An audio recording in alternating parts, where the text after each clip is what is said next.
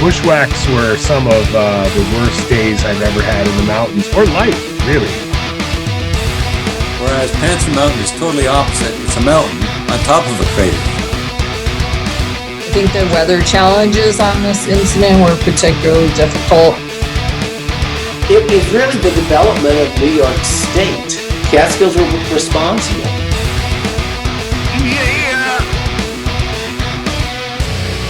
Now you're listening to Inside the Line, the Catskill Mountains podcast.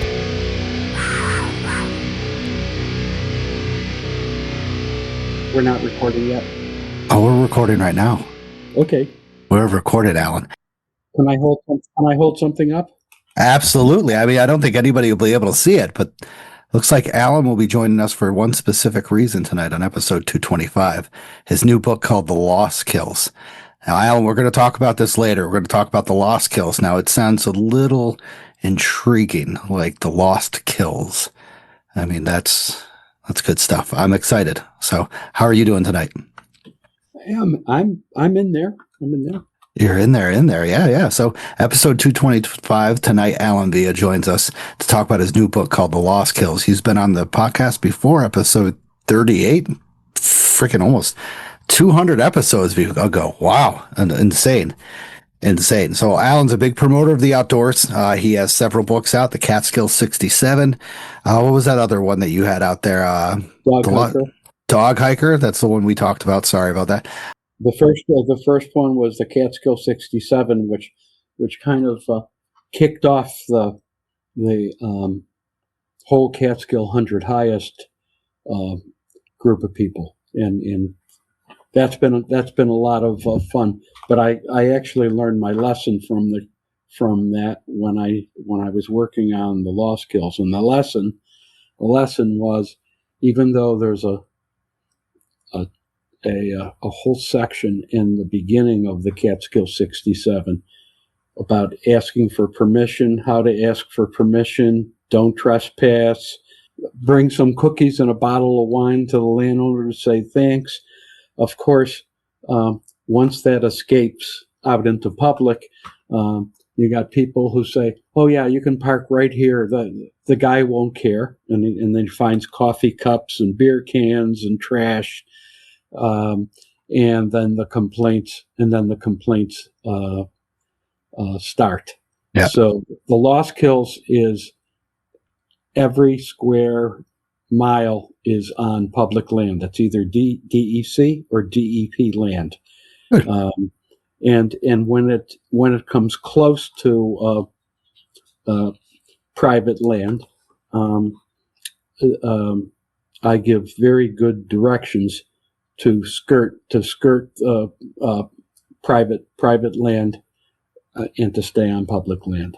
Okay. And some are on DEP right of ways, which are shown. There's no tracks on the book. Mm-hmm.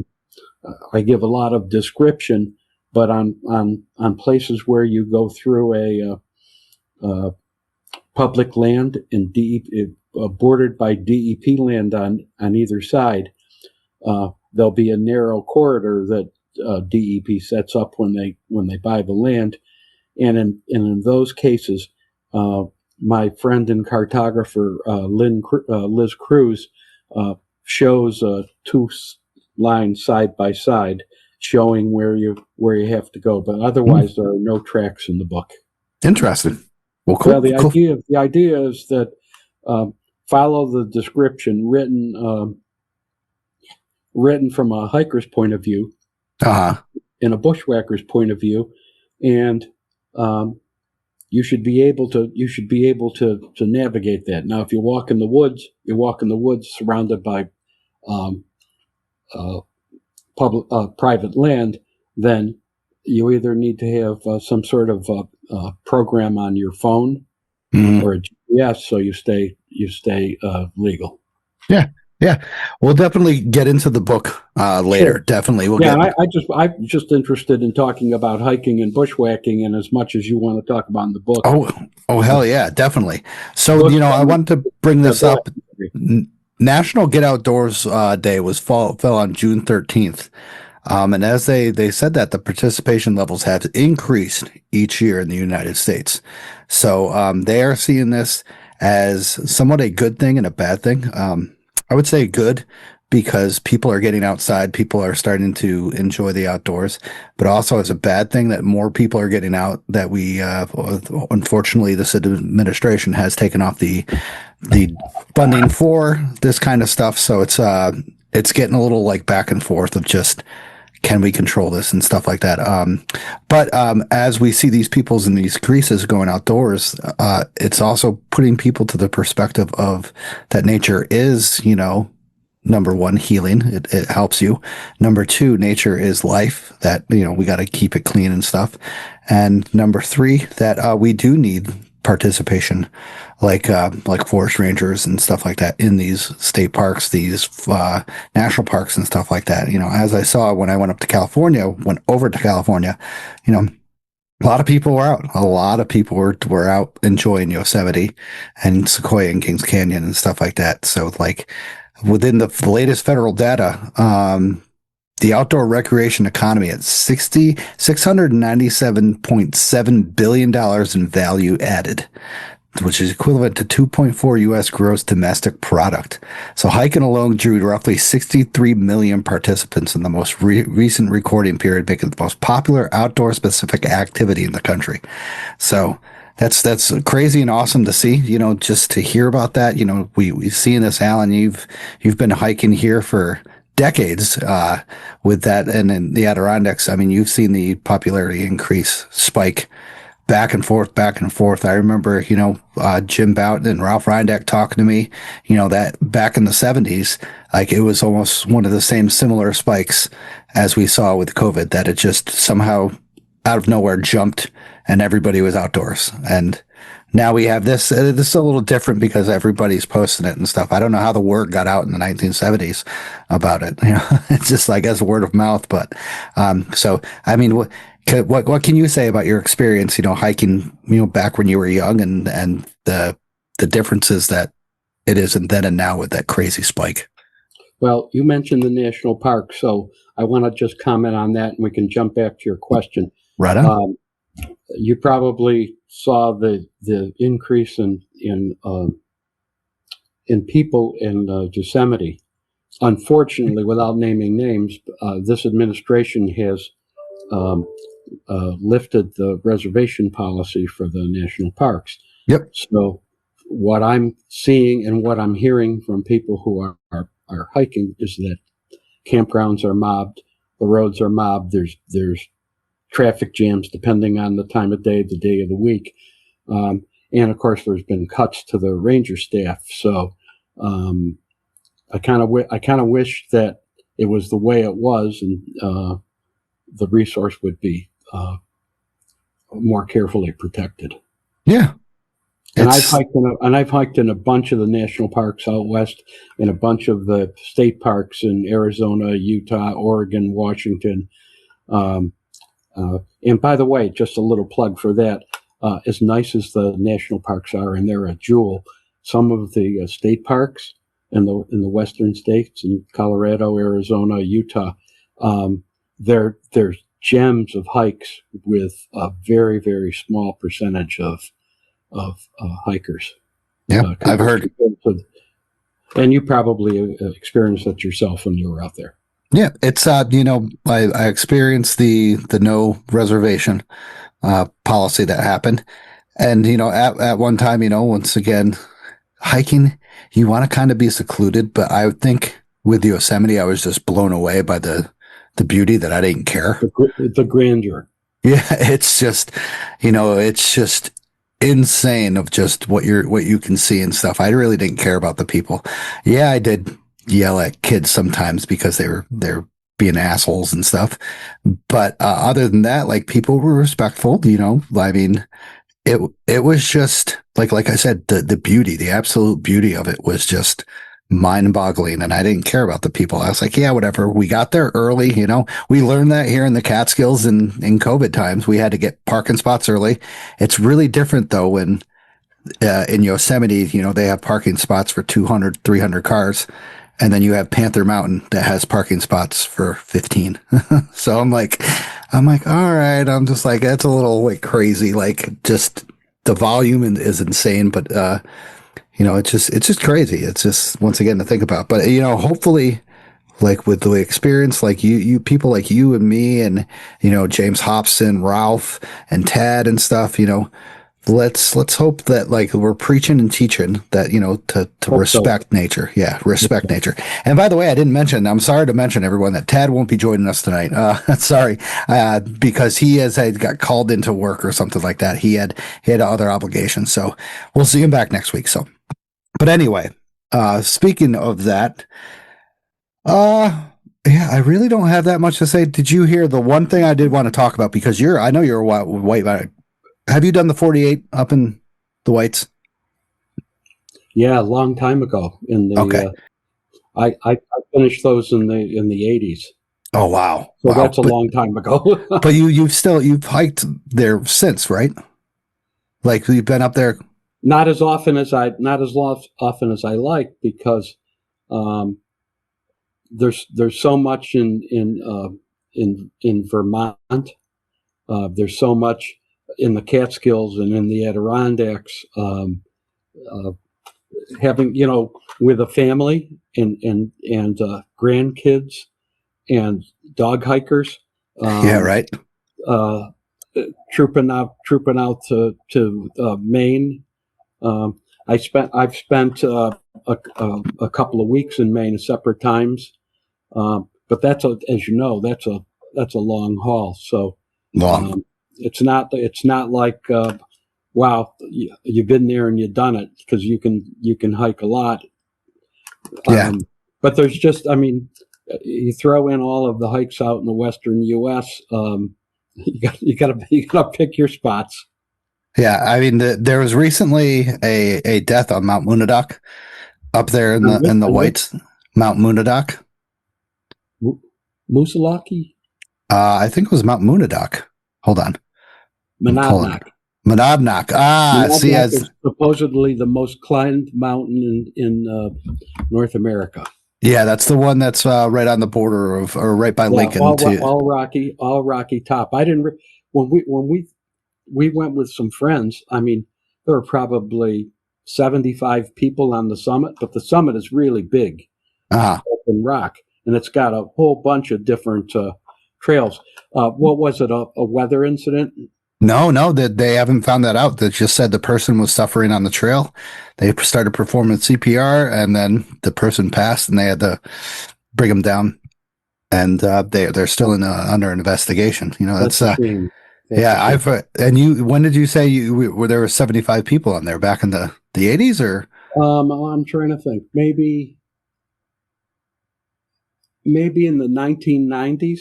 Wow, and there was this early 2000s. Is that why is it so popular? Like, is it a very easy hike? There's so many trails. It's near populated, easy to get at with some of the interstates. Okay. And it's for a small mountain. It's got a beautiful view on the top. I didn't realize how many people were gonna be there, but we went with maybe 4, 5, 6 people, and we just had a really good time. But it wasn't a wilderness experience, but it's a beautiful mountain. And I don't know that I'd want to get stuck in a jam in the wintertime there with nobody around and be hurt. Yeah. Sounds like it was a cardiac situation for the poor person. Yeah, it stinks, and I think they were hiking alone. So our respects go out to the person who suffered, and thank you to the people. There was people like bystanders that were performing CPR, so that's awesome. Even if you go there solo, you're not hiking alone. Yeah, I've heard that. But once again, and like my wife and I are looking to get back maybe up to New Hampshire or Vermont for our anniversary this year.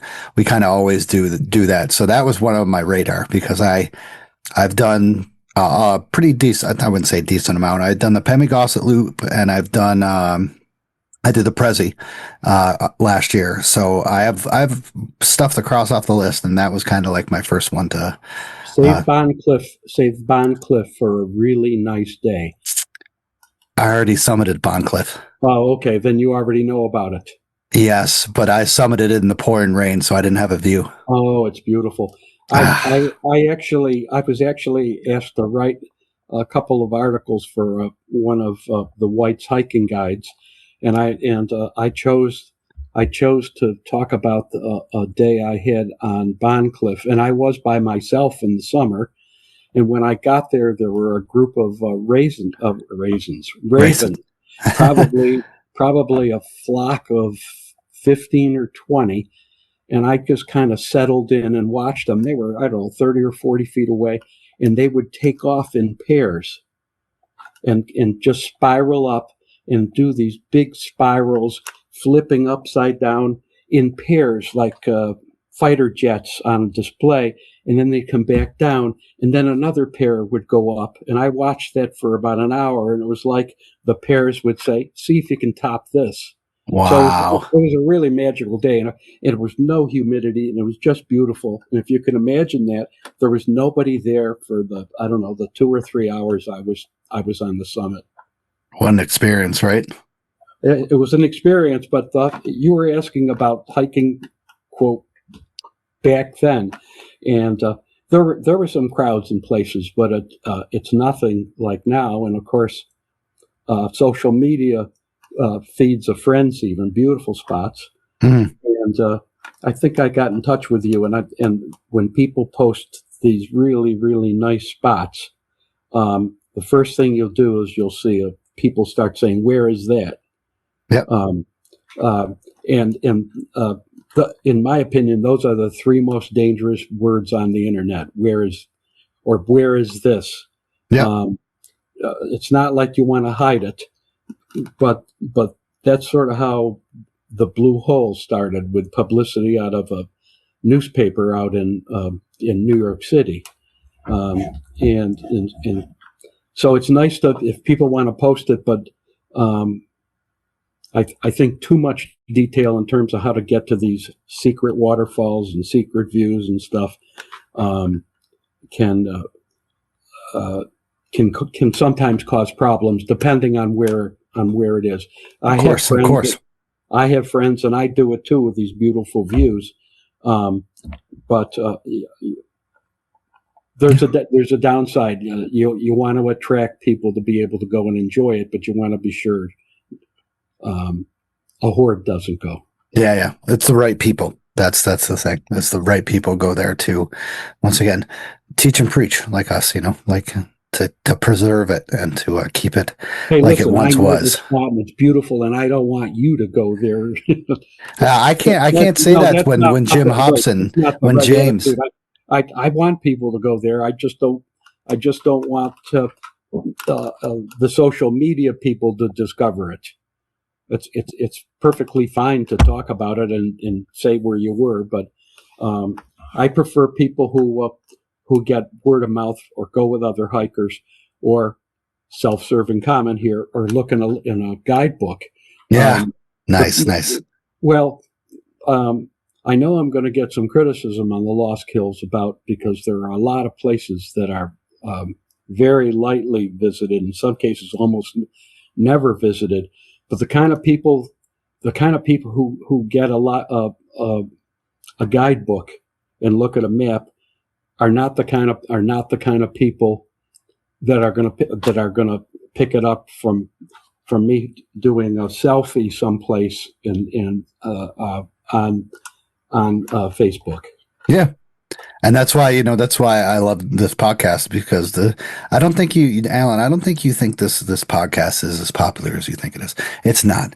It's the people that listen to this podcast and like participate are very dedicated people to the Leave No Trace, like bushwhacking. I've seen your sponsors and not that you need my approval, but I think I agree. And not that you don't get a lot of people looking at it. I just think that the people who listen to it are people who are dedicated. They are awesome people. Like, we have a bunch of people that I'll mention maybe later through the previous hikes and stuff like that. So Thank you, Alan. Well, let's, speaking of, sponsors and stuff, how about we go into the monthly supporters like Chris Garabee and Eric Rosario, Jeff Jock, Vicky Ferrer, Mikey S., Hemi Burmeister, John Comiskey, Summit Seekers, Desert City Radio, Betsy A., Denise W., Vanessa, and Jim C. Thank you guys so much for supporting the show. Greatly appreciate it. And as Alan said, we have great sponsors of this show, like Outdoor Chronicles Photography. Molly from Outdoor Chronicles Photography specializes in adventure elopement and adventure couple photography in the Adirondack and White Mountains. She's an officiant for getting married, a licensed guide, but most important, she's a story maker. Molly won't just give you photos, she'll give you memories that last forever. Don't hesitate to get a hold of Molly on all platforms. Also, have you ever wanted to learn more about hiking or backpacking, or even just brush up on some of your old skills in the backcountry? You need to check out Tramp Out Project, a hiking and backpacking school. Scott and Joe from the New Jersey Search and Rescue Team have amazing backgrounds in wilderness first aid, wilderness first responder, and the Mountain Rescue Association, and they're here to teach you old and new skills of hiking and backpacking. They teach anything from first aid, map and compass, and many other skills to help you and others while out on the trail. Check them out on their website and on all social media platforms. So, Alan, we have this. Go, Good. There's a person that you mentioned, Jeff Jotz. Yes. I've never met Jeff. He posts on my Facebook group, Dog Hiker, and his dog Orla. And I love his photos. I love the photos that he posts hiking, and I'm kind of hoping that I run into him sometime. So I will hook you up. So I wanted to give him a shout out here. Yes. I think we'll talk about him in these previous hikes that people have. So we have a little session called "Are You Really Outdoors?" Through social media. If you mention the hike on about the podcast, you tag us by typing at ITL Catskill MTM podcast, and your hike comes up, and we'll chat about it. So first things first, sloth tramps. We're out in the Adirondacks, summiting Blake and Colvin. You know those hikes, Alan. You are very, very familiar with the Adirondacks, right? That's where I started. I was a guy that I worked with him in my first job was the outings chair for Albany 80K, and he knew I was a rambler in the woods and I was a hunter, and he said, "Why don't you come on a hike?" And I did, and then I went on another one, and my eyes are about this big watching the gear and the people and stuff, and he got me hooked. Nice.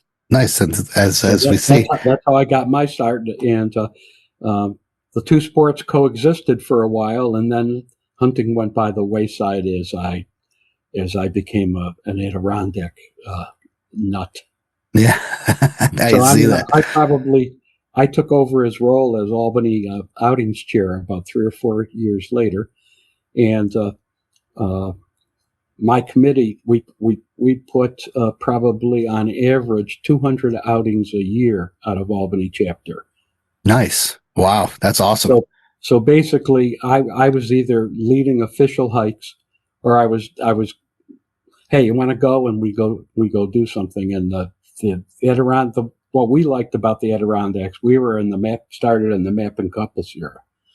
What we really liked was, bushwhacking. We like to do the high peaks from different directions, and even the herd paths in the wintertime. In the wintertime, you did not have what you have right now, which is basically a highway up them.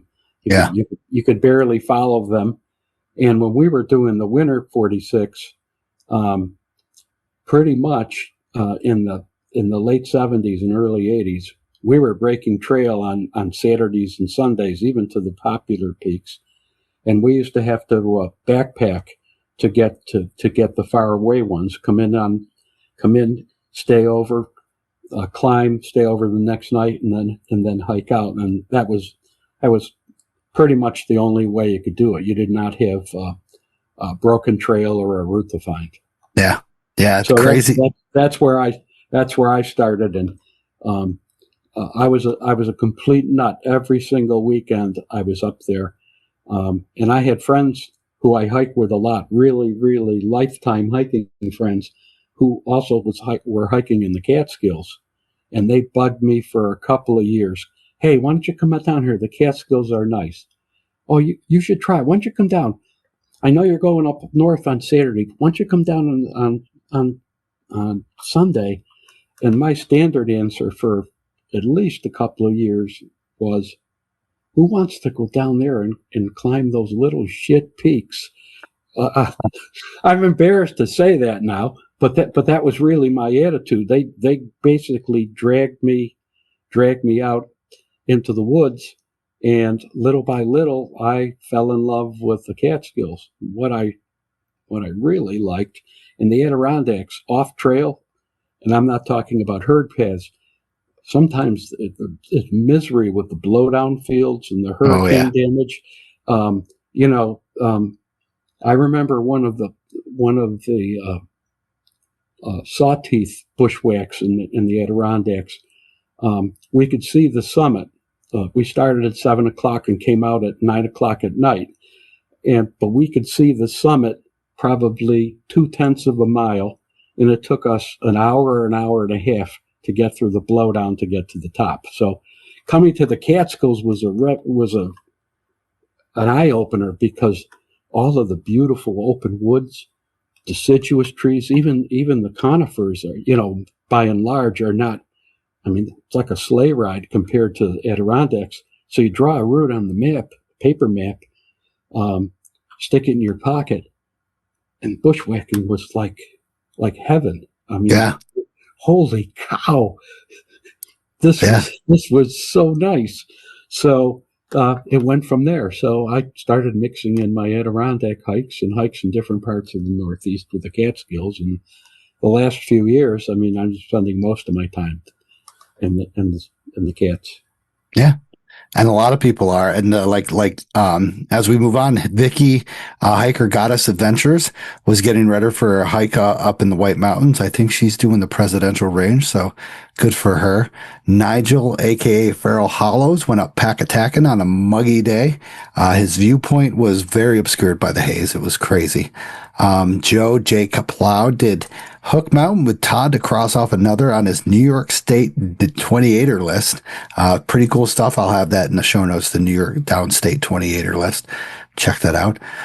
Off in the woods, Sean did the Blackhead Range from Barnum to Colgate Lake with Steve. And then Steve, Environmentality, was up on Plateau on a hot and hazy day, and then did the Blackhead Range from Barnum to Colgate Lake with Off in the Woods, Sean.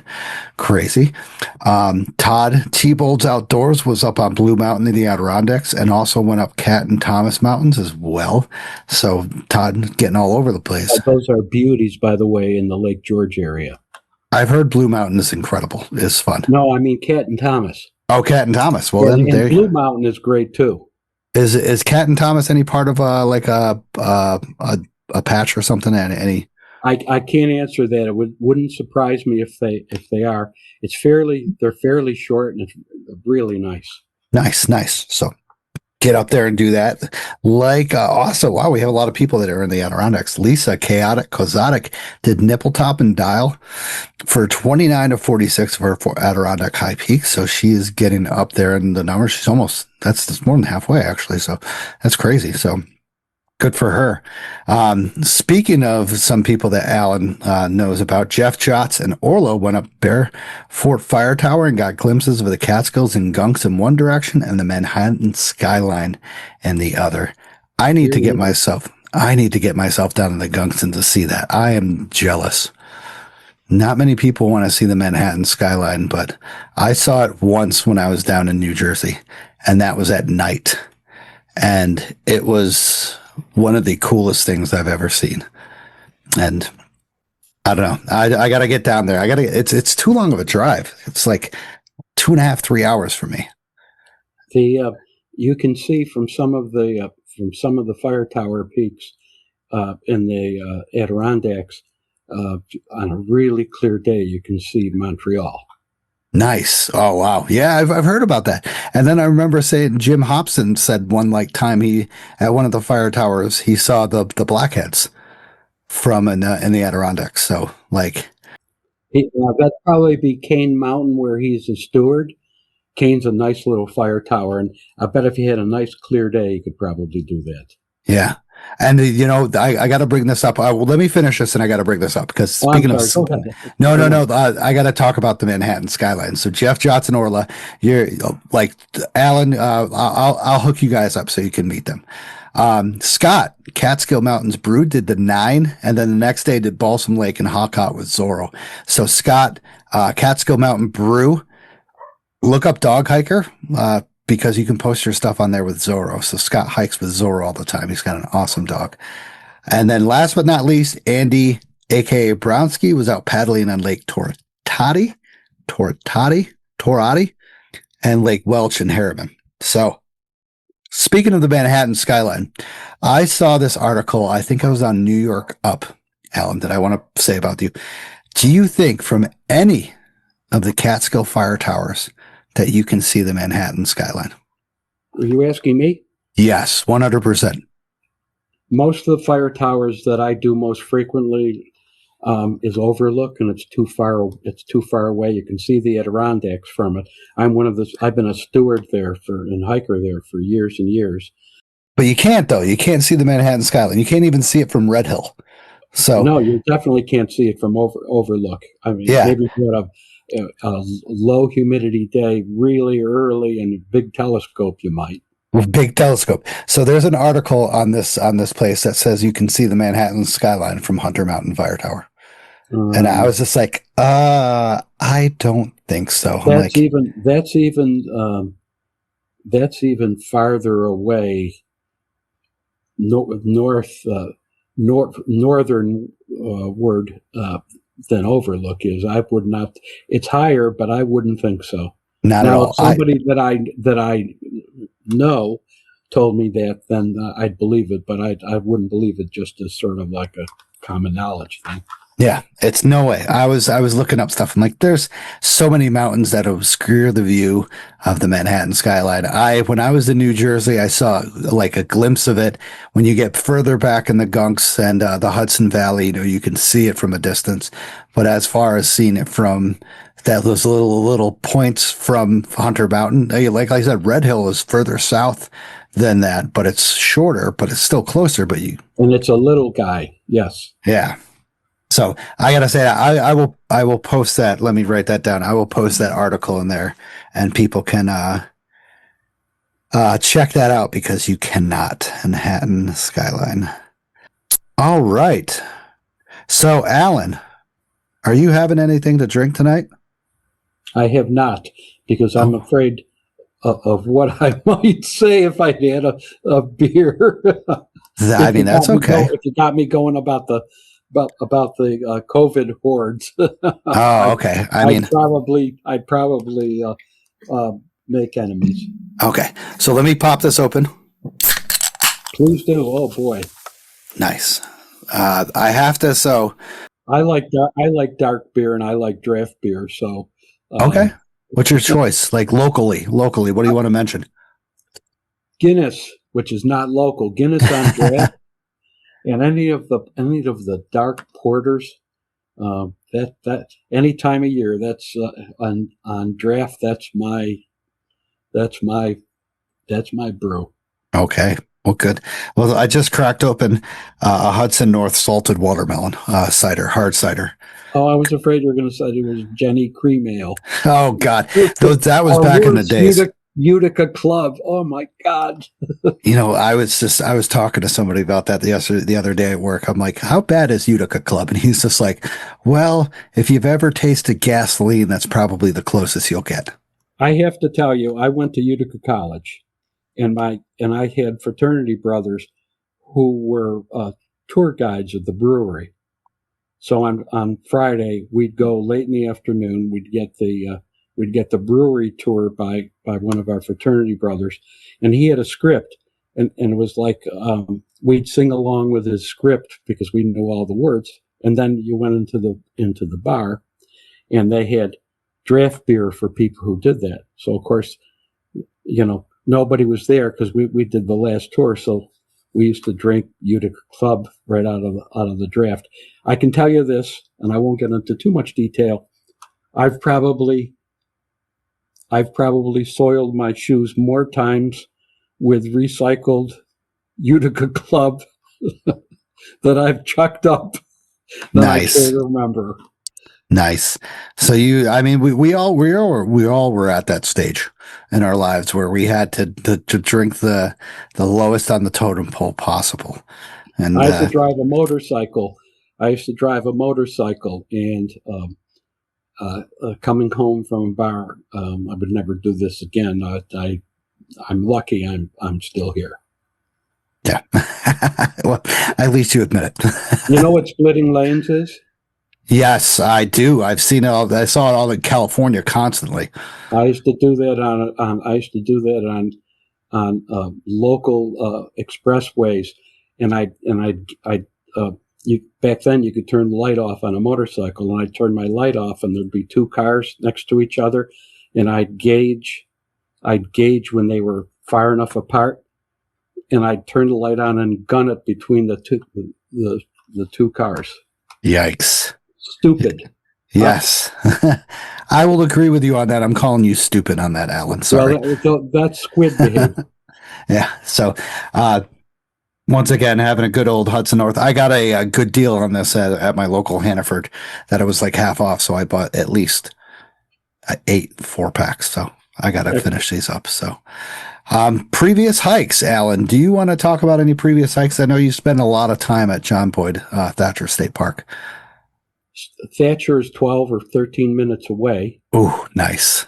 And there's trails all over it. And then there's woods roads, and there's mountain bike paths. So you can, I mean, it's not a big day, but it was that close. Jump in the car. Toby jumps in the car, and you're there in 14 minutes. And you can pick up, it's not a big deal, but you can pick up 400 or 500 feet of ascent, and you can go places. You can go places and not run into anybody. Now, when I talk about Thatcher, I'm not talking about the trail that goes under the cliff, the kind of the tourist route, which is very nice. I'm on the other side of the road, and there's a north and south Thatcher, and I've been hiking there for years and years and years. We used to go cross-country skiing with our kids when they were little there, and snowshoeing. That's a terrific place, and I'm really fortunate. It's not wilderness, but you get in the woods, and there's just really nice. Nice. Is that where you've been? You want to chat about a local hike that you've been up to? Like, what was your most recent hike? And not to belabor it, I finished up with Jim Hobson. On 2 hikes, I finished up the Catskill 200s in October. Nice. We did one, and then the following weekend was the final. I'd saved those last 2 for 10 years, because I had done the 100 with our lab Buka, and she had done most of the 200, and she died tragically without doing the last 20 or 25, and I scattered her ashes on those remaining ones, much often with Jim. So I went and hurt myself. And in October, and the most I can really do right now is very easy short ones in Thatcher, and hope to have that taken care of later in the summer. Yeah. Well, looking forward to hearing your adventures. It's good that you get out just in general, because sometimes it's tough for people just to even get out on the local trails that are flat. And you brought up Jim. Jim is a good friend and a hiking friend, and he wrote the foreword to the book, as he should. I asked him to. Jim is probably, of anybody I know in the Catskills, has probably hiked more of the Catskills and bushwhacked more of the Catskills than any of the big name people that we see all the time doing stuff. His stuff is just incredible. He's been blue lining all the streams in the Catskills. I've been bugging him to do a book. I don't know if I'm going to be successful. The Lostkills came from him. We were talking about these places, and to use, and I wrote this down because I knew you were going to ask me. My friend Jim Hobson, he describes the Lostkills as a lonely and isolated summit where few people have trod, has the charms that beg to be explored. So I stole the name with his permission, and actually the manuscript had I think two kind of crappy working titles. One was The Little Peaks, which my wife and family said, "Oh, that's kind of a cruddy name." And the other one I stole from an article I wrote for Adirondack Magazine about the small peaks in the Catskills. This was years ago, and the editor of the article suggested, why don't you call this the Catskills? So until the Lostkills came across from Jim, it was going to be the Catskills. Wow. That's it. Yeah, I've hiked several times with James, and we've done crazy stuff together. I know you have with him. Me and James have done some insane things together, and I adore his passion for hiking. And he's interesting company.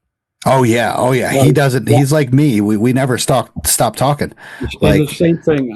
I really miss being out with him because our hikes are hiking and bushwhacking and always very interesting conversations, and I always look forward to getting back out with him. Jim was one of the people, and not to talk too much about Jim because I'd end up embarrassing him. He as much as anybody was a pioneer for some of the Lostkill books, because he'd go do something very interesting, and he'd post it and we'd talk about it, and then, you know what, I think I'll go try that, and almost all of them were, wow, this would be a good chapter in the book. Yeah. So he wrote the foreword, and his example of using the DEP website to look for really nice hikes was, I talk about it in the book. What a resource. I mean, the site is a resource, but Jim is too, besides being a good guy. Yeah, definitely. Yeah, he's a phenomenal human being. So follow him. The ledge finder. That's what I think. A ledge hound. That's what he was. I used to call him the ledge hound. Yep, that's what I called him. And for years, he has mismatched hiking poles. Yeah, so, I do the same thing. Me and him are very similar. Me and him are viewpoint kind of guys, and we have different hiking poles. I broke mine today. Let me go take a look at that. As Jim's favorite thing, and he'd drop his hiking poles. So for I can't tell you how many different times he'd come back and I'd hide his hiking poles. Nice. So we'd start out, and then we go up something. He's looking at his hands. Where's my poles? So it took him. I got to say this about Jim. It took him a number of times for him to catch on. That nice. He didn't just leave them. He left them, but I hit him around behind the tree, and he didn't realize he hadn't put them there. Yeah, he's a gem. He's a Catskill legend. Let's just say that. Can I give a little shout out to some of my hiking buddies in the Catskills? Really sure. Good friends. Is that okay? Yeah.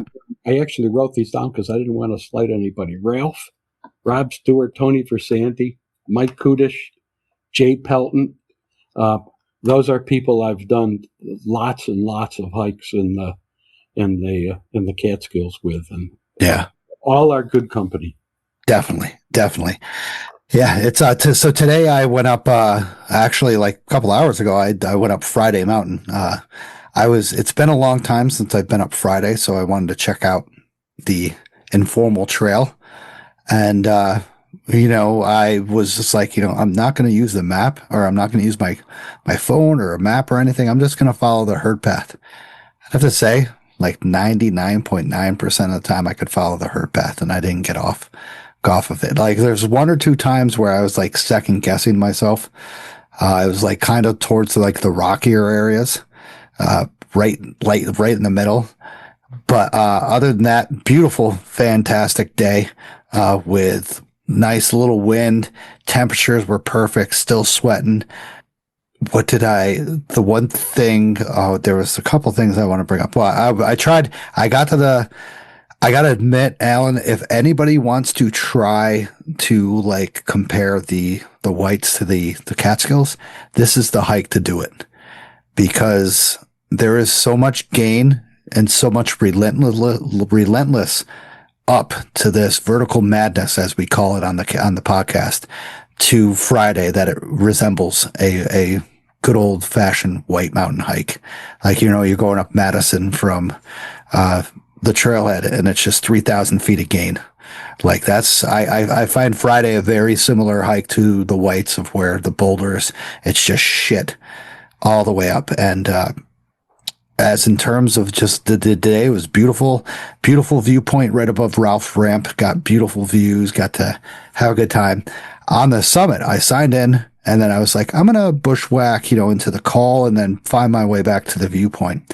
I found the spot of where there was a forest fire last year, and I forgot about that. And I reached out to our ranger, Rush. I reached out to Ranger Martin about it, and he was like, "Oh yeah, that was one we battled last year, like we did on Rocky." And he's just like, it wasn't really that much publicized, so it was a very small one. We got to it pretty quickly, and then on the way down back to the viewpoint, I must have tripped over something, and I freaking went full forward, and then my hiking pole just snaps. And I was just like, oh man, I hit my side, but it was fine. My shin's a little busted up, but I mean, what's a good bushwhack? If you go up Friday and there's no bruises, then it wasn't a good bushwhack. So it was good time, beautiful views. Once again, I haven't been up to Friday in a while. I wanted to see what the informal trail was like, and it's super easy. And I've always wondered who owns that property that's right at the base of that. Do you know? I do, and I don't really want to mention it here. Ralph is very protective of Okay. the property. He has there's a certain meetup group that used to be really popular a few years ago. That The Hudson Valley Hikers. Yeah, they used to trespass over there, and I remember seeing pictures posted posing on the porch of the camp. Oh, that's ridiculous! I just want to know. I just find that place fascinating. No. The entrance. I can answer that, but I wouldn't want to do that. Ralph is really good friends with the land. I mean, his folks owned a summer camp in the Moonha, and he and his brother used to climb Friday and Balsam Cap probably maybe dozens of times when they were kids, starting when 10 or 11 years old. Yes. So they've been in there for a long time. So I had a chat with him today. I went out afterwards. I'm like, Ralph was right down the street. I'm going to go and say hi. I went and said hi. It took him a second to realize who I was, because we haven't seen each other in a while. So you live near, you don't live near Shokin, right? Oh no! I hiked on Friday, so he lives right down the street. I'm Broad Hollow. You should ask him to take you to Snyder's. Oh yeah. He's Snyder's Tavern. It's a landmark. Oh, I've been there many times. Oh, okay, all right. Oh yeah, that place is a landmark. It's not a landmark. It's the goddamn heart of the Catskills, I would say. Absolutely. You don't want to go in there and ask them for some exotic draft beer. Yeah, right. You don't want to ask them for some IPA stuff. They give you Jenny or Jenny cream ale, and that's it. And then hard liquor. That's basically their only selection. They'll slam it down on you. It's just like, this is not ice cold. It's warm. That's what you got to do at Snyder's. Made at Snyder's. Yeah. Well, we had a chat, and we're gonna figure out some time to go down and talk with him about his experiences in the Catskills.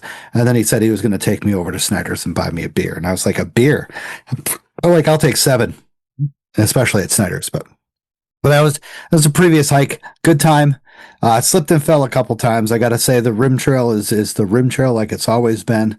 Nasty, just lot of not a lot of blowdown. It's good. So yeah. All right, moving on. Catskill News, Volunteer 3500 Club, Catskill Trail Crew, Catskill Mountains Club, Visitor Center, Jolly Rovers Trail Crew, Bellamy Mountain Fire Tower, stickers. If you need them, contact me. I will send you a free sticker through the mail. All I need is your name and address. And that, we break it into the weather forecast. Here is your weekend weather forecast, sponsored by Be Me. But I want to give a big thank you to everybody who is still listening to the show. Greatly appreciate it. And you guys keep the podcast going. On Friday, June 19th, expect clear skies in the morning to rain showers in the afternoon and evening. A high of 58, a low of 48, and winds reaching up to 45 miles per hour, which brings the wind chill at night down to 32 degrees. On Saturday, June 20th, expect cloudy skies in the morning to rain showers in the afternoon and evening. A high of 55, a low of 45, and wind chills reaching down to 34 degrees in the morning. On Sunday, June 21st, expect clear skies in the morning to possible rain showers in the afternoon and evening. A high of 53, a low of 50, and wind chills dipping down to 43 degrees. It looks to be a great weekend to get out, so pack that rain cover because it might get a little bit wet in the afternoons. Just remember when you're out there to be safe, be prepared, and don't become tomorrow's rescue story. Back to you guys. Awesome weather forecast. Hopefully it'll be good for everybody this weekend. So let's get on to the last set of sponsors, and then we'll get on to Alan's big time on Inside the Line. What's up? Can I say one thing? Absolutely. Tim Luby, Yeah. Catskill hiker, is developing a hiker's weather forecast app. Listen to this guy. Thank you so much, Alan. That's awesome. So all right, so Tim Luby is designing a Catskill weather app. He's got a hold of me. I don't think I can use it yet because I have Android. Alan, do you have an iPhone? I have an Android. He asked me about that. It was designed for Apple, but I think there's going to be an Android version. He was just emailing me about it last night or the night before.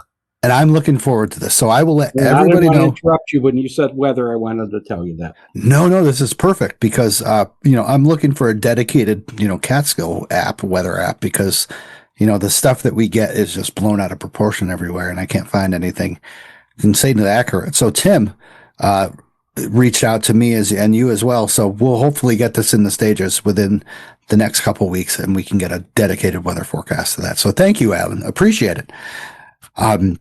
So cool. Let's get on the last set of sponsors and then we'll head on to Alan. So is it time for some new gear for hiking in the Catskills? Say no more. Camp Catskill in Tannersville has all your hiking needs.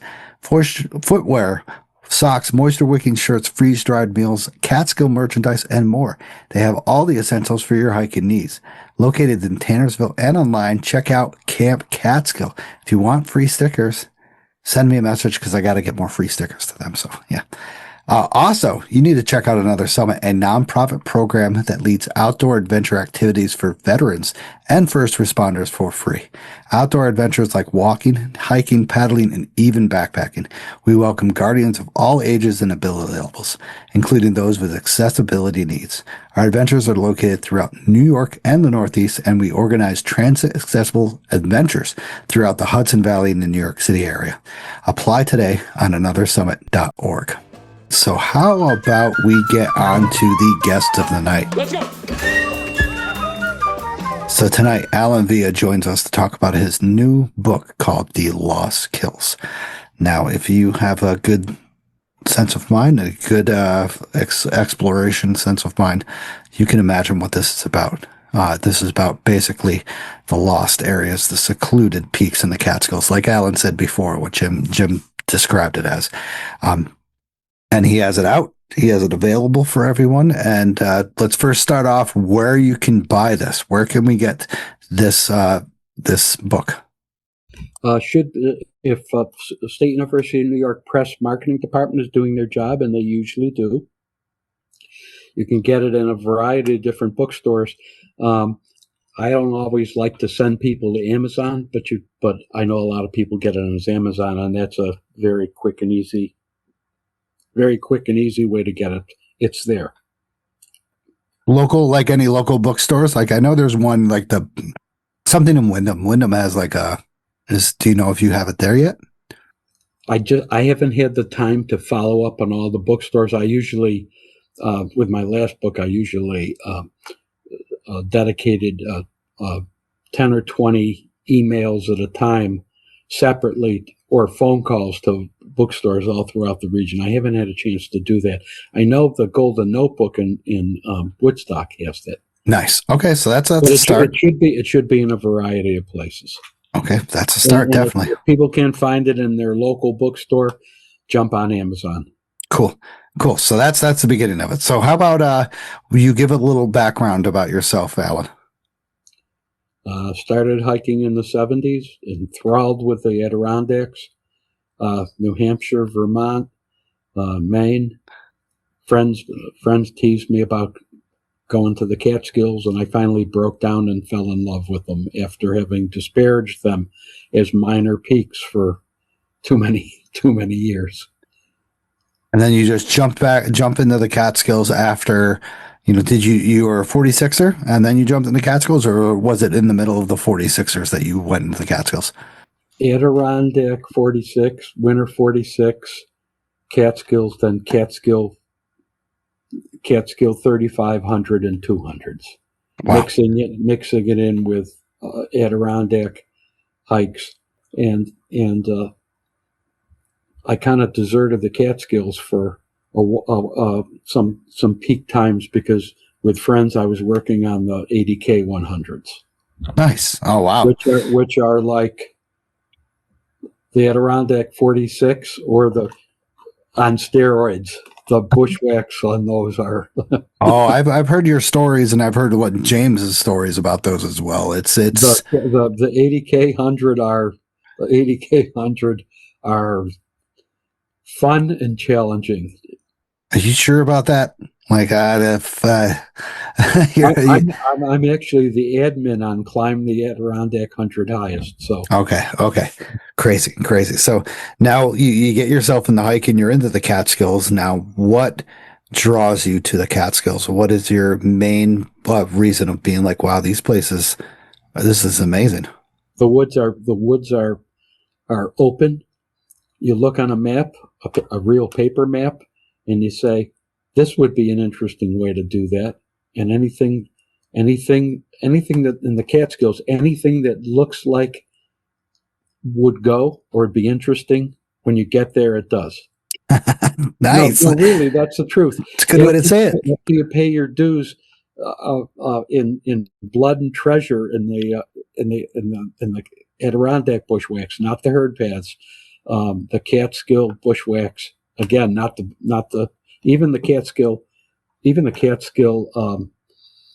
canister herd paths are simple and opening, and the woods are just beautiful. So my friends and I like doing the Adirondack high peaks and low peaks as bushwhacks and different routes, and we carried that over to the Catskills. Wow. And this was when did you say the 90s is when you started doing this stuff? I think I was going to finish the Catskill high peaks on Wyndham. Wow. On a bitter cold day, and I'm trying to think, maybe it was 1990 something, on a bitter cold day, and all the people that I helped finish peaks in the Adirondacks and elsewhere, I had a measly 2 or 3 people who said, hey, we'll go with you. And privately, mentally, I'm grumbling. I say, God almighty, I've broken trail and hiked with so many people. So I'm mentally grousing. Yeah. And we go up the regular trail on Wyndham, and there's got to be 12 or 15 of my friends who'd gone up there and shivered their asses off on a cold, windy day, waiting for us to stroll up Nice. there. Boy, talk about eating humble pie. Nice, man. That's So incredible. that was a very nice finish.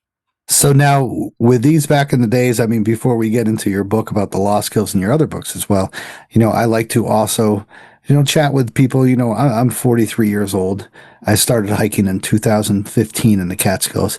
I got to experience somewhat of the bushwhacking. There were herd paths towards the top and stuff, but nothing to the extent of where you guys had it. What was it like, like let's say you're doing big Indian and fur. Let's say you're doing fur. Like, where did you guys just do it? You're just like, yeah, whatever. Let's go up from right here, the Biscuit Brook. If there was a trailhead parking, Yeah, I somewhat like that. Let's say there's on any of the peaks, and there's a herd path up. We jump off. Or it leaves a trail for a bushwhack, and I'm ashamed to say I haven't been on the Catskill high peaks in 5 or 6 years. So I'd have to think about when you say big Indian or fur, I'd have to think about it because I haven't been on them from the usual way. At any rate, we'd start out and look for a route as opposed to the trail. I don't even remember where we started. We did a winter bushwhack of eagle after a big snowstorm, and there's a trail, but we just bushwhacked straight up through 18 or 20 inches of snow. And it was punishing, but it was fun. It was a lot nicer than following a herd path, in my opinion. So what, like let's say you're going up to Sherrill, whatever you want to call it, Sherrill, from Shaft Road. You guys have no. It was just you in the mountain, right? There was no herd path whatsoever, right? I don't remember, but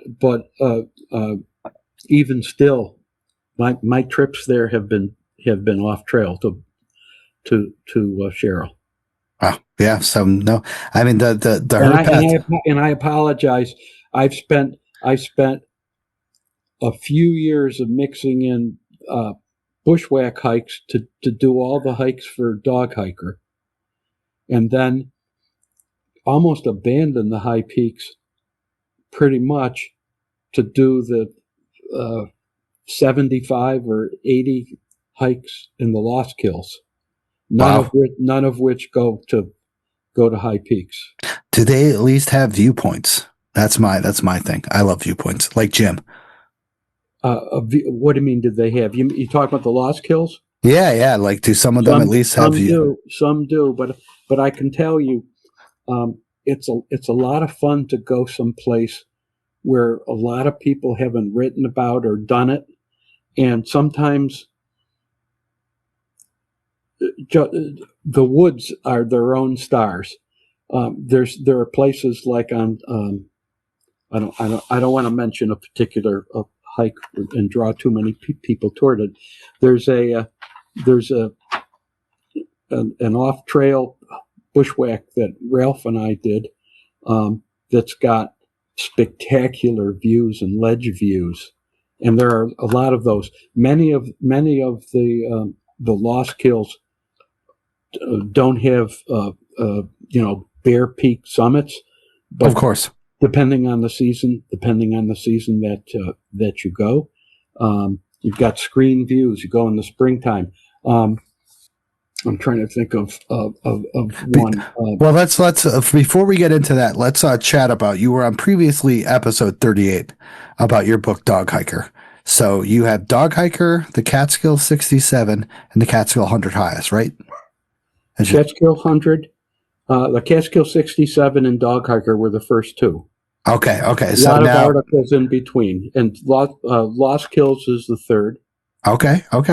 Now, several brooks out, like the Catskill 67, of course, is a very challenging one because we're talking about the lower peaks below 3,500 feet, Yep. correct? Yep. They're the next group down to 102 if you count the 35, because there's some ties.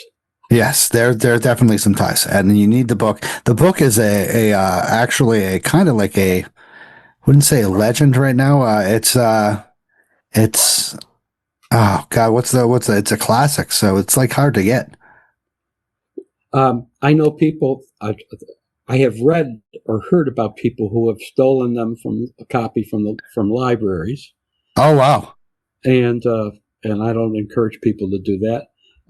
It went through 2 editions and it's out of print. I have a very small supply of my own, like maybe 8 or 10 of them.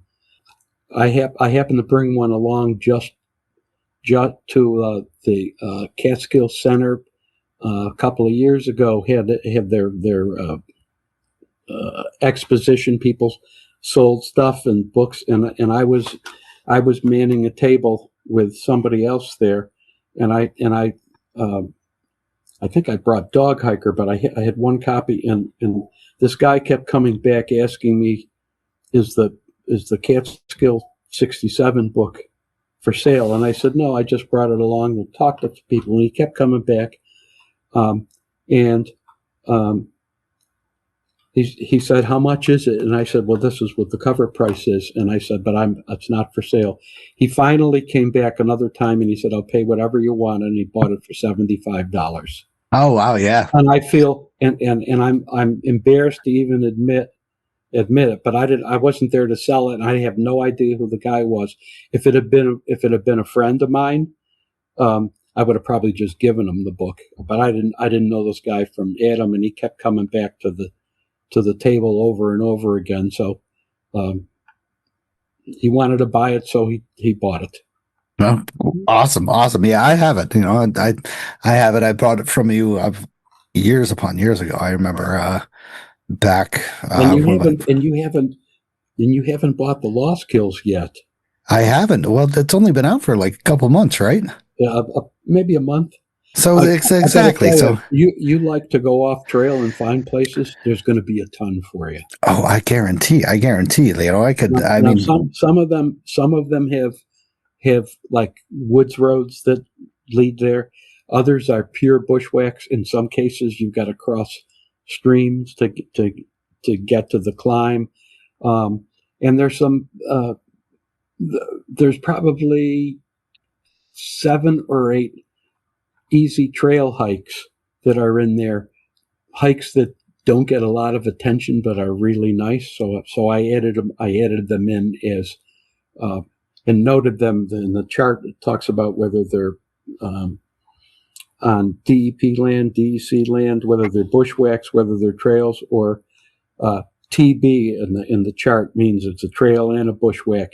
Some of these are like Shavertown is a really, really nice one, trail, yep. And it's got the Kaiser Kill overlook, which is beautiful, beautiful spot when the leaves aren't on the trees. Yep. And I want to give a shout out to the Catskill Mountain Club. I'm actually a board member. They really do great work because they work with DEP to put trails on DEP land, and they got probably 7 or 8, and they're working on another one. They've got to go in, they've got to scout the route, they've got to have the DEP foresters and the resource people to check it out to be sure that it's not going through endangered places.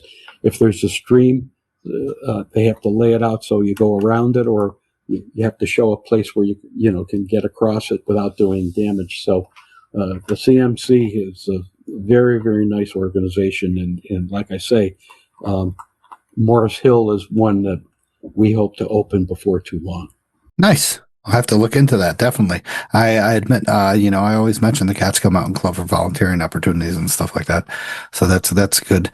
So now, What made you start going like off trail to explore besides using trails and stuff like that? Who influenced you to start pursuing this craziness? It's not like what it. No one. It was Just you? no. I've always felt getting there your own way is more interesting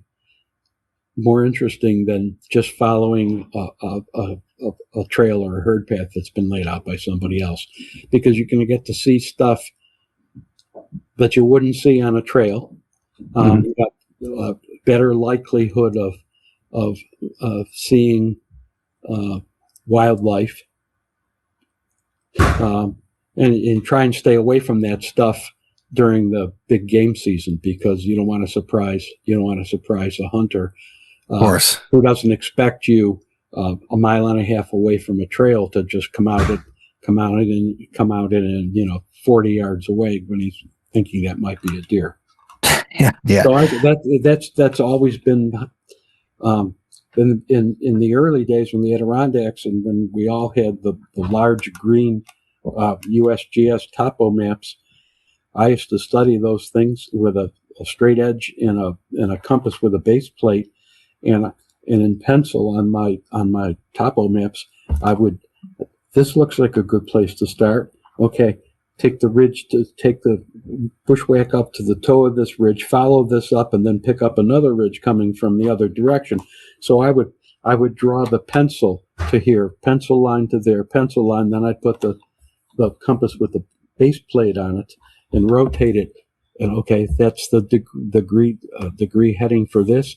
And I'd write the heading and the reverse heading on either end of it. I put little arrows, and where it changed, I draw in the routes. Bear in mind, there was no such thing as a GPS. And then I'd make a couple of photocopies of it. I'd keep a copy in my upper pants, and then I have another copy in a Ziploc bag in the pack in case I ever lost it. So that's how we basically did is we'd follow a route. And for example, if I was in the front, I'm keeping on the compass bearing, and my friend, 2 or 3 of us or 4 of us, which often it was, I'd be following the route, and the person behind me 10 feet would be say, Alan, kind of cheat a little more to the left, because I wasn't going with the compass on my nose. I'd have it around my neck, and I'd take a look, and I look for the course of least resistance. Yep. And the number 2 guy would be, hey, cheat a little more to the right, cheat a little to the left, and that's basically how we did our bushwhacks. And in the wintertime, we pretty much did the same thing, except we'd switch off depending on how much snow there was. We'd switch off in 1 minute or 2 minutes or 20. Yeah. And then the person in the front would step to the side, and the 3 behind and the person in number 2 would take over in the front, and I would fall into the back. Yeah.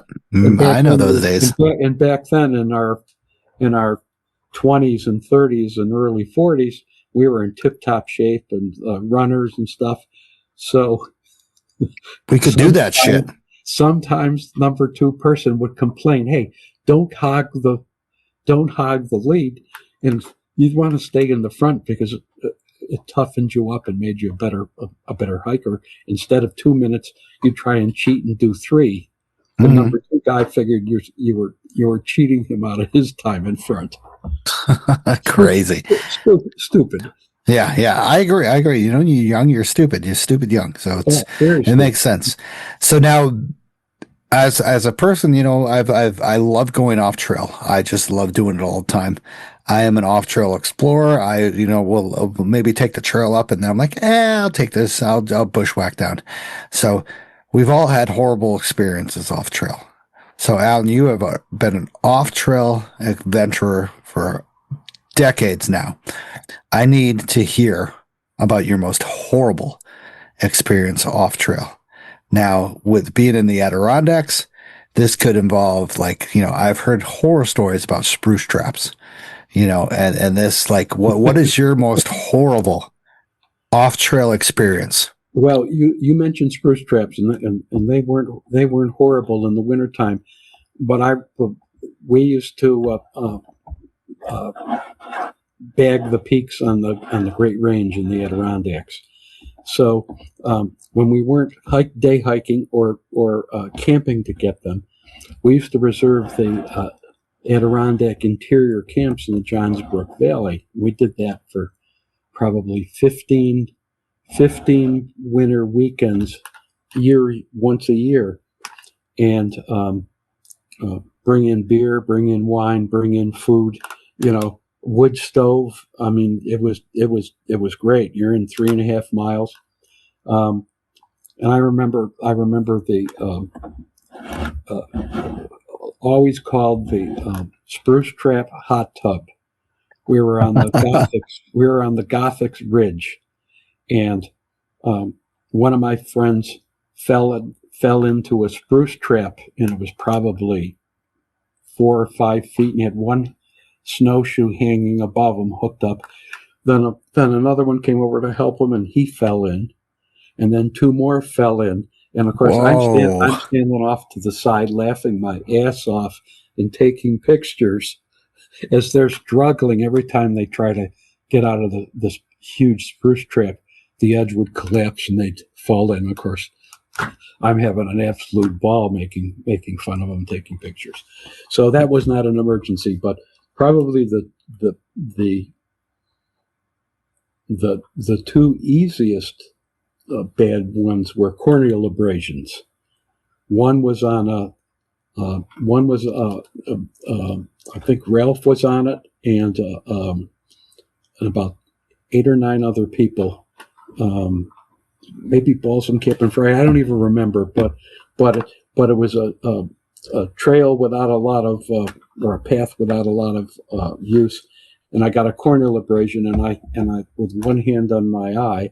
Wow. And corneal abrasion is very painful, because when you blink the other eye, the corneal abrasion rubs it. So basically you're walking out of the woods, and it was 7.5 miles back, ducking branches with one hand, and then getting back to the car at about, 7:30 or 8 o'clock at night, and driving home an hour and 45 minutes with one eye in the dark. That wasn't fun. Yeah. So and then I led an 80K trip in the Adirondacks, and I wanted to go take a little quick break, and I'm ducking through the conifers with my head down, and I walked right into one of those dead spear branches, the lower branches. Yeah, like a spear, went right over my eye and hit me right in the eye. So those were too bad, but probably the worst experience. 2 friends and I did a winter backpack to the Santanonis, 2 of the winter 46, and big packs. We had our tents all set up, and we climbed Santanoni and then out to Coochie. That's a long way out and a long way back, and it was such a beautiful day. I was taking shooting pictures with my camera, and I didn't drink enough water or eat enough water, and I started falling behind in the long reclimb back up to Panther, and they just assumed. I mean, these are people I've hiked with and camped with for years. They just assumed I was behind them, and I started getting chilled in the wind and above the tree line, and they were already following our tracks down through the deep snow that we had broken, and I started experiencing hypothermia. Oh, I was stumbling and falling and getting scoops of snow down and I'd get up and walk another 2 or 3 minutes, and it was starting to get dark. Their confidence in each other, they just figured I was stopping taking pictures. So I'd stop and rest. 2 or 3 minutes, I stop and rest. And then I started closing my eyes, and I started thinking, you're going to close your eyes, and you're never going to wake up again. I started thinking about my family. I got on my feet and got into the where we were tented, and they said I looked like a ghost. I was shivering. Yeah. And they basically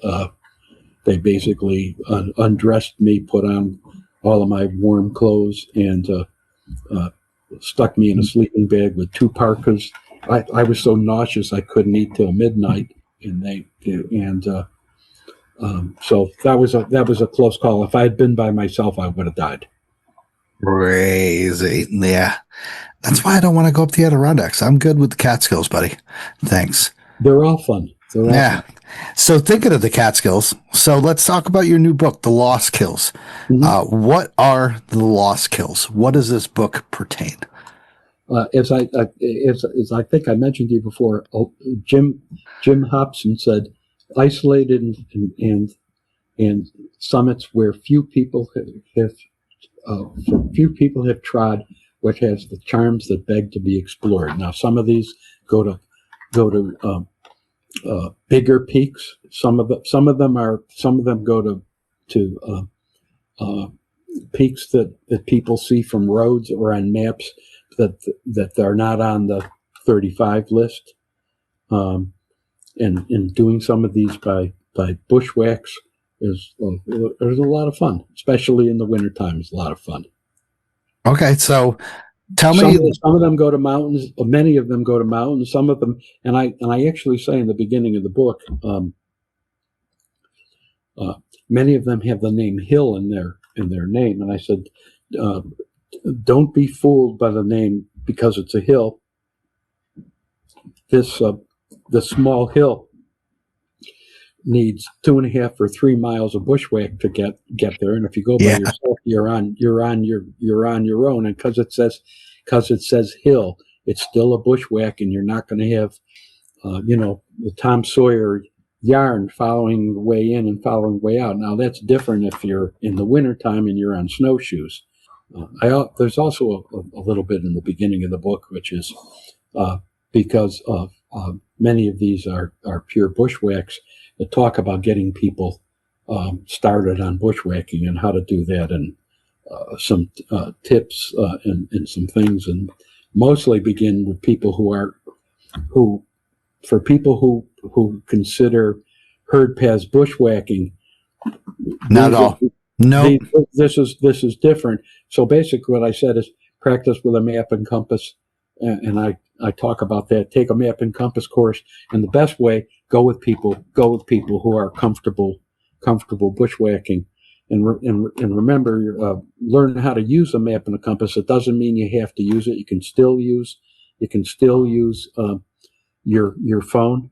I use the Trail Conference map. Avenza? On my phone, and I also have CalTopo, which is a fabulous definitely program. So I got a pouch on the outside of my pack, and I'll pull the phone out and take a look at it. But I have the route on a map in my pocket, and I've got a compass and a second compass in a different location. And if I get jammed up, if something happens, if my phone breaks or I drop it or something, I can find myself my way out of the woods. It's not a sin to use your phone in a program, and I'm not talking about all trails. I'm talking about a good mapping program on your phone. But don't just rely on the electronics. It's a really good idea, even if you don't use it, to practice so you can use it if you get into a jam. Absolutely. And I told you how our little parade with 3 or 4 of us with the person in front on picking along the course of least resistance, and the person in behind, hey Ellen or hey Tom, bear a little left, because they're on the route with the compass, and I'm not walking in the woods like this. I'm on the compass bearing, and I'm looking for the best way up through blow down or through Yep. ledges or Path of least resistance. So that's what we did. Yeah. So when you were doing this, what about the moment you realize that like one of these forgotten peaks, like one of these viewpoints, stuff like that, was going to be a part of this book? What made you want to write a book about it? Many of them that I'd hiked before over the years, and then I went back when I thought this would be a good one. And there are some that this is no, they're not going to. Somebody's not going to like this, or they're going to put a contract out on my life for putting this in the book and having them say, "Oh yeah, let's try this." Alan, full disclosure, freaking mind to put this in here. Full disclosure, the Catskills, it's the shit's already hit the fan. Like it's there's nothing that's going to go crazy. So sure, but I don't want to be the person. For example, I almost was not going to put it in the book. Jim had hiked Piney Point, which is a name of where it is, and he had a good experience. I went and hiked Bushwhack Piney Point maybe a year later, and wow, this is really nice. There's woods roads that go up through the 6 and 7 foot laurel on both sides, and then they peter out. And okay, now I got to look for a different route. The last 200, 300 vertical feet from one of the woods road I picked up had ceiling high rhododendron and just crisscrossed. It took me forever just to go the last couple of 100 feet, and I'm thinking, wow! And the top is beautiful. It's got the sedge meadow, widely spaced hardwood, screen views, really nice. So, Alan, let me. Sorry to interrupt you, but I mean, you say Piney Point. There's people on the pod that listen to the podcast are the only ones that are dedicated. Like I got to admit, Piney Point Road. So where we were talking, the book actually. Okay, you don't want to give it away, like you don't want to, like. No, that's okay. That's okay. They can do it. Okay. Liz Cruz, I gotta a shout out. She did a fabulous job with the maps. She did the maps on the dog hiker. She did the maps for the Catskill 67 on all of my articles. So I'll just a quick jump off. I do a route and I say, this is going to be a book one. I download the track. I put in points of interest and stuff. I send it to Liz. She looks at it. She puts it on a topo map, and it goes back and forth between us a half a dozen times with, no, move the view spot here, move this here. So she did that. At any rate, Piney Point. Okay, down in Boyceville. Misery to get to the top, and then I said, somebody will put a bomb in my car if I put this in here. No, let me try a different way off, and I went off in a other direction, and cut down. I didn't mean rhododendrons. I meant laurel, and I found nice open woods, like a circular way back down until I picked up another woods road on the way out. And wow, this is nice. And what's nice is there are screen views, some beautiful screen views, especially if the leaves aren't on the trees. And the summit is beautiful with a sedge meadow with rocks and widely spaced large trees. So by the time when I did the write up, I warned people the direct way is going to be not real pleasant. You're going to do this. Instead, what you should do is look for a DEP driveway and then follow the woods road in. And when you get in, you can skirt around on a circular way to the top. So how does that become a route? It becomes a route because it went from I can't do this. But then the summit area was so beautiful and their screen views, the way out became the way people should go go in. If they disregard my advice and they go in and fight the laurel, well, that's up to them. I mean, you mentioned mountain laurel. Any of the people that listen to this podcast know that they don't want to mess with that shit more than once. I mean, I went up with Julie McGuire and Joe Ferry up on Guardian Mountain, and we bushwhacked from one point to the other. And I would have to say I've never fallen into basically a web of mountain laurel and then been suspended in midair while both people are laughing at me, saying, "Ha ha, you're gonna get yourself." I'm like, "Yeah, listen, I need freaking help. Come on, like, get me out of here." It's hilarious. It's hilarious to them. Ralph and I did a bushwhack on South Mountain, which is over near Catskill High Peak. North South Lake. Yeah, not North South Lake. And there's a DEP land. You go across a small stream, and then there's a ridge that's the obvious way up. Wow, this is beautiful. And Ralph had said, "Wow, I got to tell you," he'd been up this thing at least once or twice before. I said, "No, Ralph, this will be fine. This is the way up." Oh my God, the laurel.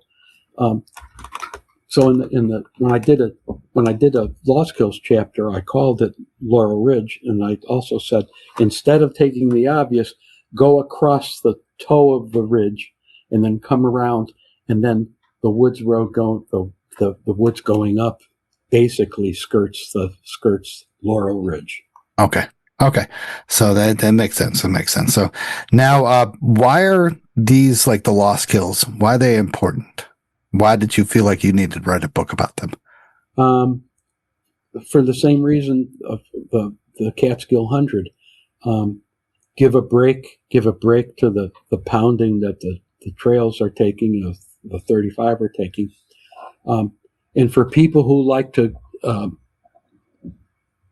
do something a little different, talking about the 100, go do the 100. It's a worthy achievement, even though they weren't 3,500 feet. They're a ton of fun. There's a bunch of really, really nice ones there. You get to explore.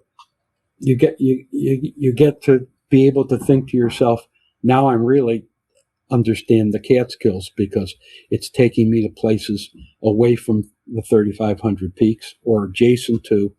And the same thing with the Lostkills. You get to see things and experience things that are different than just up and down a trail, or up and down a herd path. For people who want to find something that's a little different, that maybe tests them a little with navigation in some cases. Some cases the navigation isn't an issue. The Lostkills will take you to different places. Many of them, Torrens Hook, for example, most people don't even know where it is.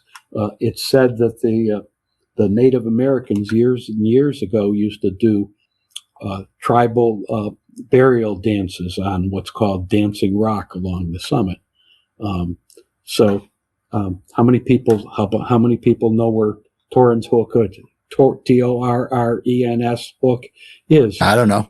I got to admit, someone you can look it up, and so there's to get on it, you have to look for the 10-foot wide right of way that with a DC's got with a little blaze of paint and a little pipe that I describe where it is, and you have to skirt private land along the side, and the beautiful woods along the top. The Lostkills actually have a picture of my friend Mike and I. I don't know. Mike, is it Mike Cantwell? Mike Cantwell. How about you get him on the goddamn show? I have been trying since ever I started this to get him on the show. Really, really nice guy. And I got to get him on here because the Catskill Mountaineer is like the pioneer of like establishment of the Catskills. He's done a bunch of the Lostkills with me and other hikes. He's showed me places. He was the first person to take me into some places that I had never heard of before. Smart guy, knows his stuff. Actually, he's over in Montana right now. If you want to get in touch with him, he'll be back probably in maybe another 2 or 3 weeks. Okay. Do you know how to get in touch with him? I do. Okay. I got through Facebook. I got through him. So we'll see. If you have trouble, let me know. All right. Thank you. So, there are so many places to explore in the Catskills. We're not just talking about high peaks and stuff like that. What made you choose these ones in the book to represent the Lostkills? Off the beaten path, not high peaks, not high peak routes. Some skirt or come near, and something different. I mean, as you mentioned, I've been hiking for a long time, and I would get bored doing the same thing all the time. And I know a lot of people, a lot of my good friends, have the dedication and the stamina and the control to do the grid. I could never do that, and I won't mention a person's name, but a friend of mine, a good friend of mine, who's done the grid at least a couple of times, talk about getting out of work late in the afternoon, and he's got 2 more days to get the grid peak before the next month.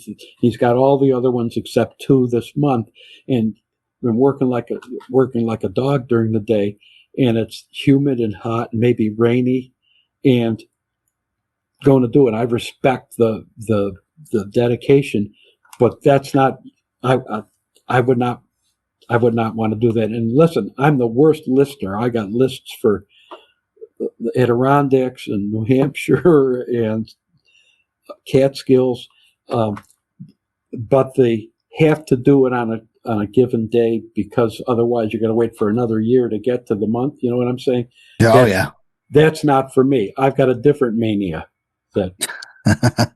So basically, these were once again off the beaten path, middle of nowhere. Some of them are going to be like I don't want to mention particular ones.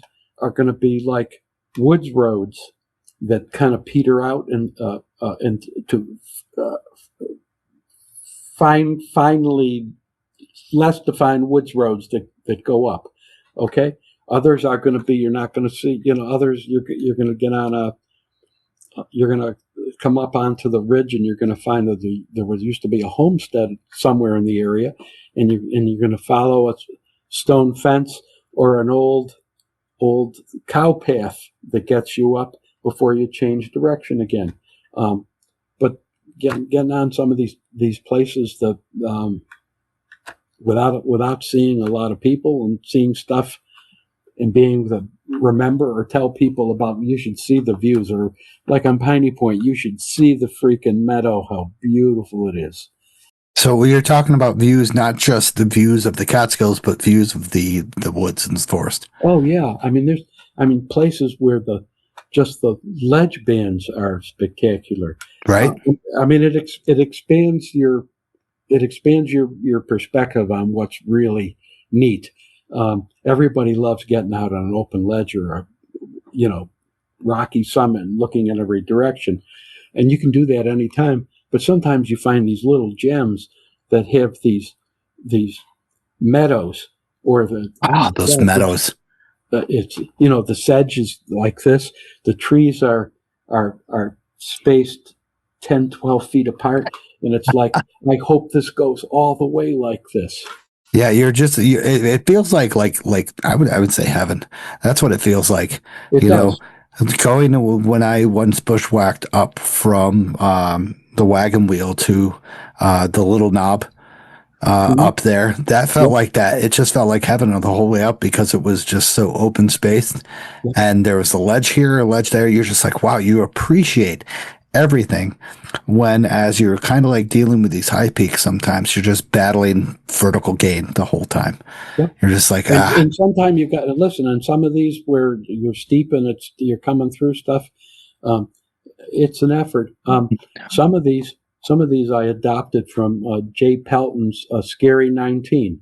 Oh. So there's a few of the Lostkills that are on the Scary 19 list. You know what that is, right? Of course, scary. The right. scary, right. yeah. So there are a few of those there. Even so, the geography of this, even though the mountains of Schoharie County are not in the blue line, the terrain and the mountains are pretty much very, very identical. So there are ones that go up to there, and there's a bunch that go over to the parts where most people don't hike over in Delaware County. Yep. In Delaware County has got some absolute just beautiful gems, and they don't get hiked very often because they're too far away from people from New York City and stuff. That's what I see it as.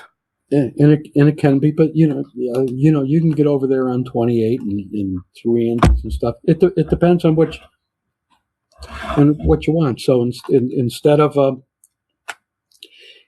8 mile hike or a 10-mile hike in the Catskills, you do a 6-mile hike over in Delaware County. And if you count the road miles and the time you take to get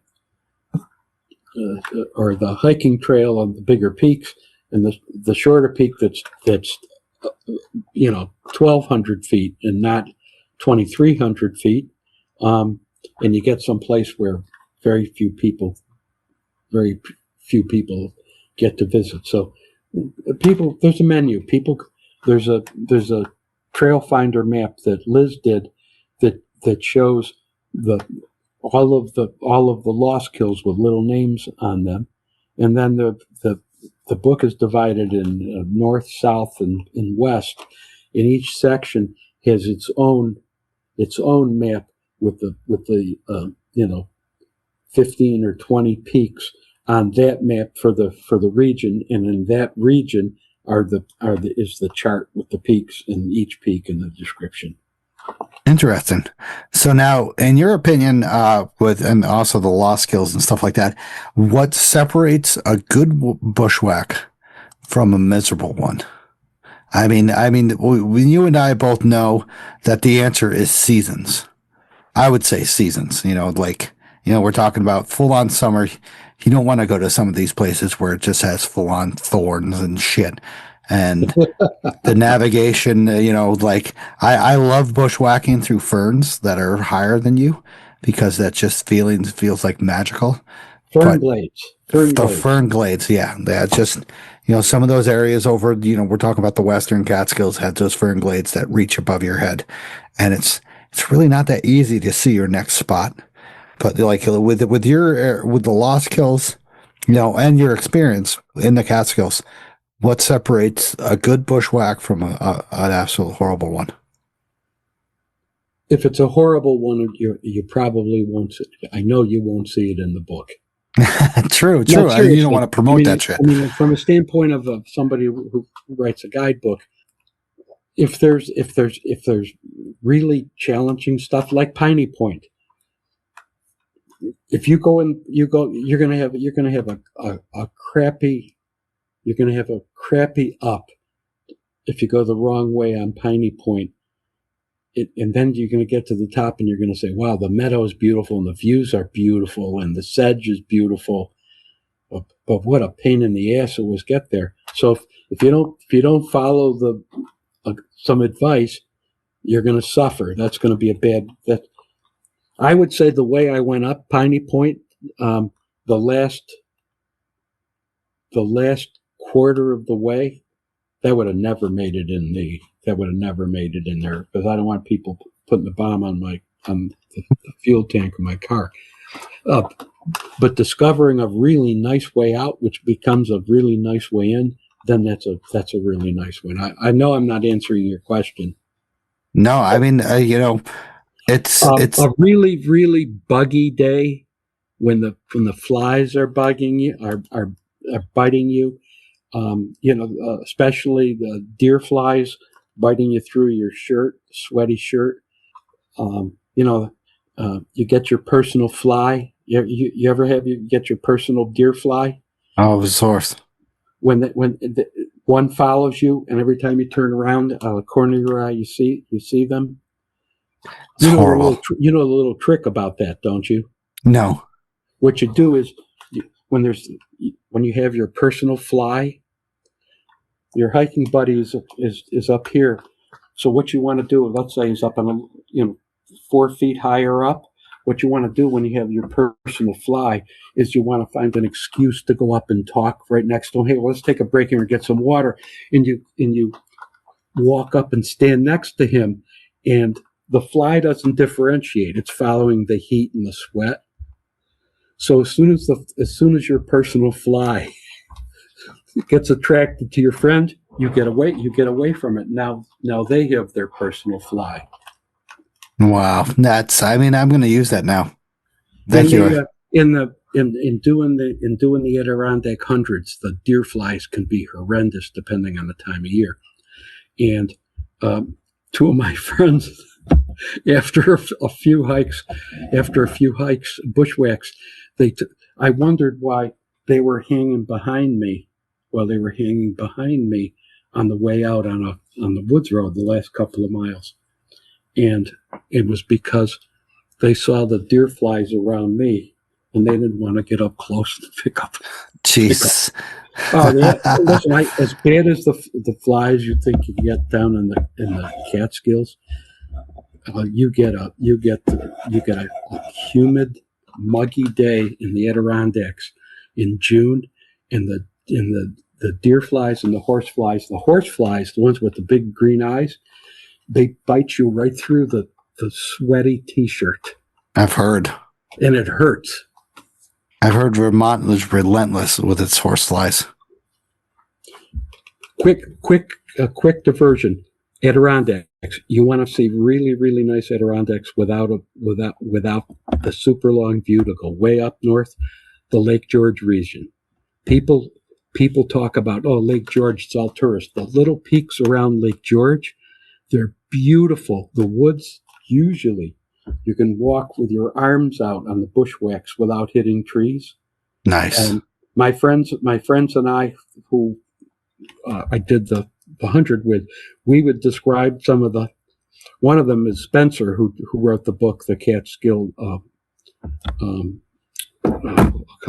I wrote the foreword. His guide to the Catskill 100 highest.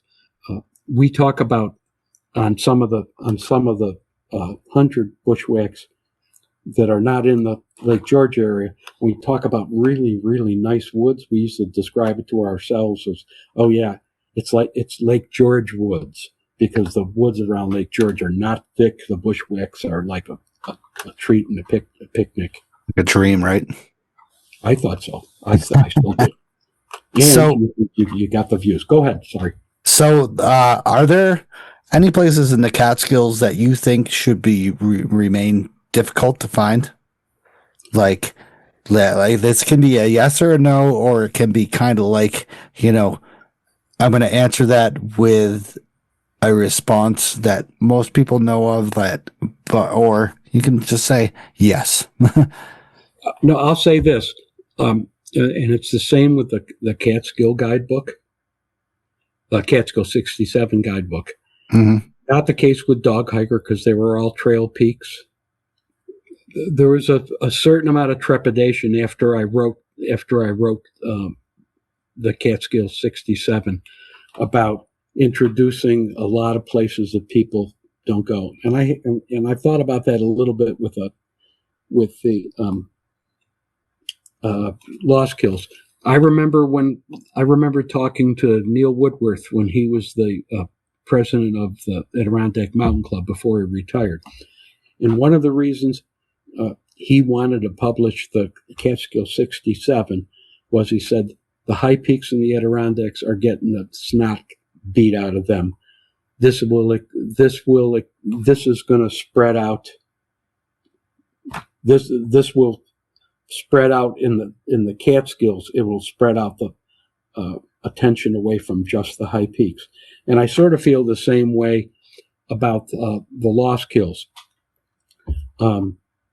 I think it'll attract readers. I do have a little bit of trepidation. I already had somebody who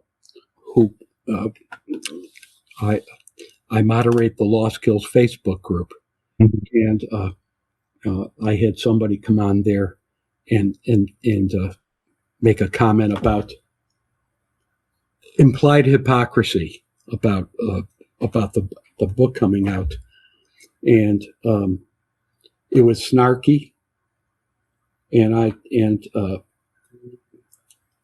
think it was it would have been better if he wanted to talk about it like we're talking about it right now, instead of trying to embarrass me. So he's no longer a member of that forum. Interesting. Yeah. Why? I mean, just keep it to yourself, man. That's ridiculous. Who cares? This is not the Lostkills. The Lostkills, I hope, get a nice audience. Not because I want my $1.15 royalty for a book. No, you don't get. Believe me, the gas mileage and the gas cost and wear and tear. You don't make money on a guidebook. It's a lot of fun to do. It's a great hobby, and I hope what it does is it turns a lot of people into trying other places instead of the same routine over and over and over again. And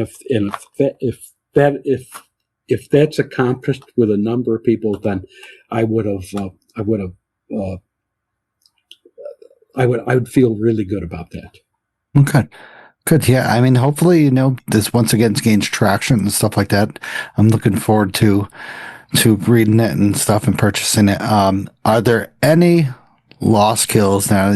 We got a lot of people that are on the show that, of course, that you've heard from their experience with their previous hikes, that are gritters and such. So would you say that any of these, your points in the Lostkills have, that rival the 3,500 peaks? In what way? Like, you're not going to have a view.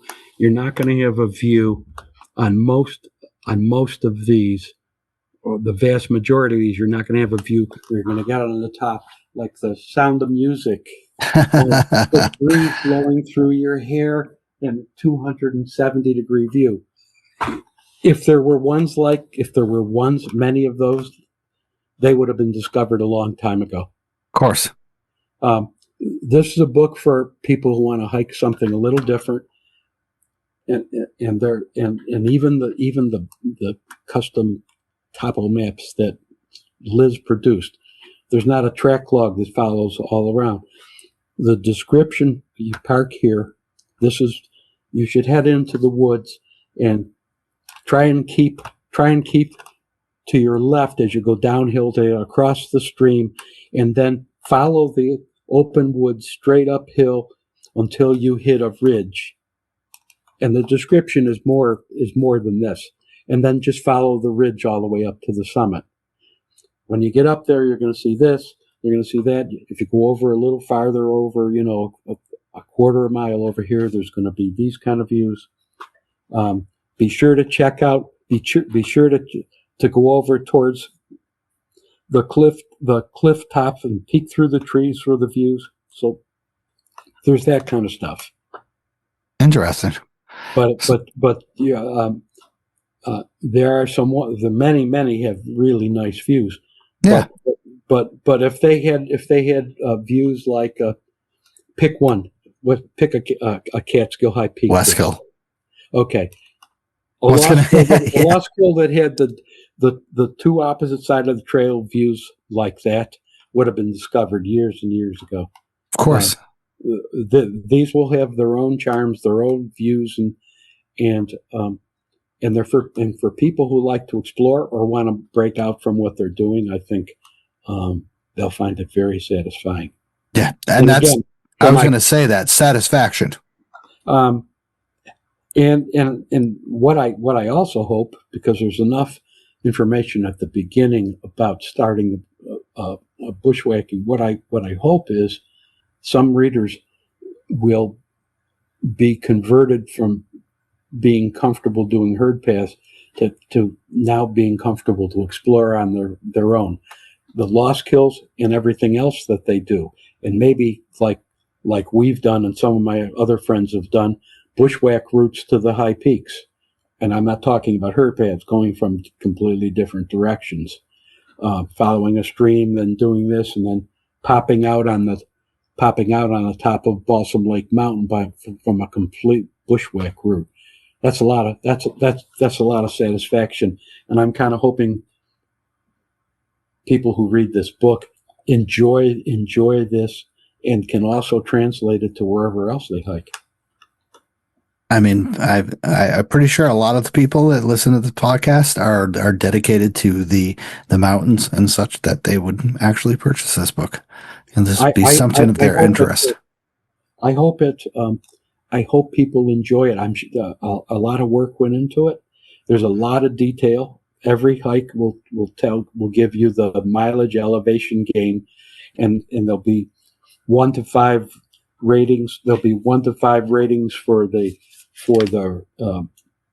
route navigation, difficulty, bushwhack difficulty, navigating, views, ease, and also the best season to go across. There's one in particular that I'm thinking about that you want to go in a dry spell, because you got to get across a stream that you got to rock hop and find your spots, and you're not going to be able to do that unless and I talk about that, about going after it hasn't been raining for a couple of weeks.